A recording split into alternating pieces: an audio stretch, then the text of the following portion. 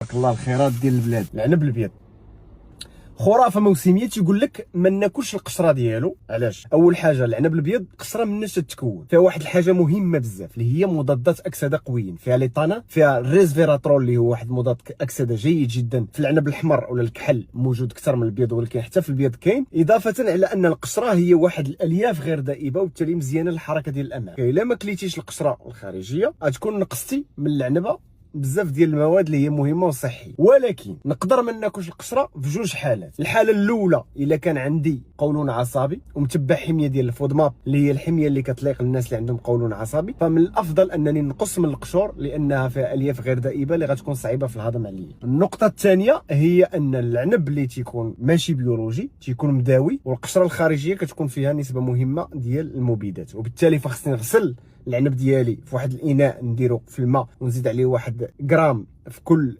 ايترو غرام ديال بيكربونات دو الصود باش نخليه تما باش يحيد لي دوك المبيدات، باش نقص من المبيدات لانها تتركز على مستوى القشره. سينو نقدر ناخذو بيولوجي الا كانوا عندي امكانيات. وبالتالي الخرافه انني ما ناكلش القشره ما عندها حتى معنى. علاش؟ عاوتاني العنب كنعرفوا انه حلو بزاف، والالياف اللي كاينين على مستوى القشره ما كيخليوش ليا الصعود السريع ديال نسبه السكر في الدم. بارطاجي لي هذه المعلومه مع اصحابك واكي عاور.